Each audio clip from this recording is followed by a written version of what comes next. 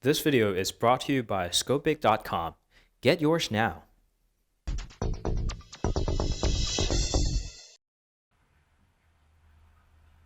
Hey guys, welcome back. This is Phil from Scopic.com, and this is the iPhone 7 that we're going to talk about today. Not a lot of things have changed, but there are definitely a few things that we want to make a point out of. So let's dive right in. Starting with the design that hasn't changed much. The subtle changes are definitely welcome, but feels like an iPhone 6SS rather than a whole new phone. The new black colors, both black and jet black, are amazing, and I admit that color selections are definitely one of the important parts of the phone design, but I can't possibly say that this is the best that Apple could have done. The home button is now force sensitive instead of a hard pressing button, and it will give you the taptic feedback depending on the pressure you apply, which is customizable as well. This clearly feels great, and I can see why Apple chose it to be the next gen home key, but it feels like it's in the middle of its way to evolution.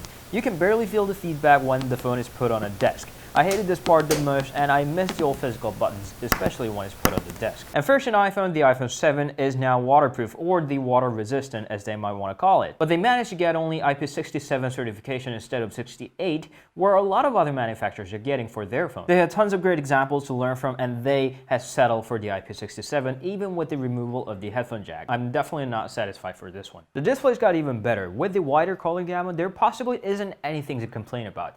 Yes, it is the same size and resolution, and there's a talk about the next gen iPhone going AMOLED, but it's very good as it is now. The only problem that I have is that it tends to scratch a lot more easily than its predecessor. You'll need some kind of protector on top of it. The call quality itself is great, although some units with some networks are suffering from sudden LTE network drops like mine did. Once it does that, it won't recover sticking to the 3G network instead of the LTE for hours until you manually fix that. This could be solved soon, but it clearly is a big annoyance to me right now. And for the first time in the iPhone, it's got stereo speaker both on top and bottom. And it's a bit of a disappointment, and I even like the 6S's one better. Thinking about what Apple does for their speakers, they could have definitely done something better for that. And what's gone for all those updates are the headphone jack. Something that no one, well except for Motorola and Little Echo, had problem until Apple suddenly had for its oldness. Now you have to use the converter if you want the standard headphones, and you can't charge your phone while you're using your headphones, at least in the way that it came with the box. If you want to point out that you can now use the Lightning and the Bluetooth headphones, you could have always done that since the iPhone 5. They didn't add up anything, they just removed the wholly functioning port, and we don't call that courage nor innovation. Apple could turn out to be right in 10 years, and you can make fun of this video all you want, but isn't that quite a consequential way of thinking? Next up is a camera that they claimed as the best iPhone camera ever, and that's true. It's got the best low lighting photo, and the photos are so vivid and in detail when seen through the phone's display.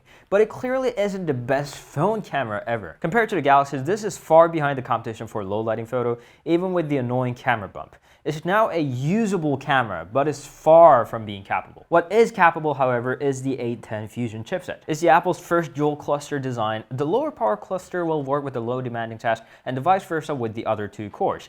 Their power will not impress you with everyday tasks, but you can definitely use their full power with the 3D gaming or the multimedia like the video editing. But the early versions of the Apple software is rather making lags and sluttering apparent on some UI elements. And on top of that, rather limited 2GB of RAM is a bit disappointing, but I don't reckon this a serious issue anyway. Now, what makes the iPhone an iPhone is of course the iOS. The iOS 10 has some interesting features, but it's about time for a UX streamlining. You need a gesture there, you need a tap there, and you needed a force touch there. It's all confusing now. And the biggest problem with the force touch is that there is no way of telling if an icon or a button is enabled with the force touch unless you give that a try. And bigger problem for me is how buggy the iOS 10 is. You'll see elements going here and there, breaking apart and being laggy, though the last part is probably due to the A10 Fusion chipset. It still is a very well built operating system, but the appeals are dying on me. Now, Apple promised the best battery life on the iPhone ever, and they should be proud of their work. And we believe that the A10 Fusion chipset should be the biggest contributor, as it brought the most dramatic battery improvements thanks to its dual cluster design. We've heard a lot of claims about these chipset processes and the battery efficiency improvements, but this is the most effective one we've ever seen. Of course, the activities that require pure battery juice, like the streaming over LTE network, will still drain the pack quickly,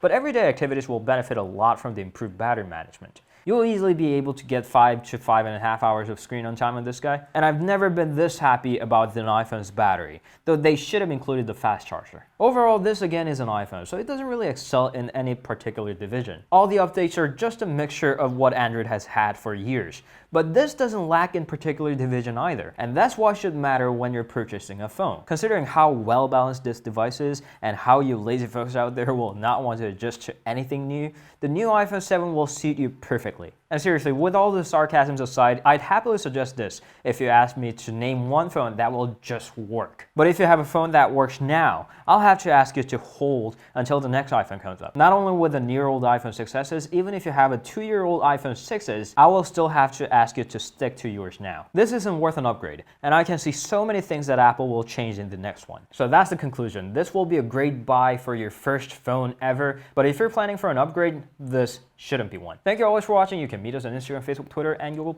and we'll see you guys later. Ciao.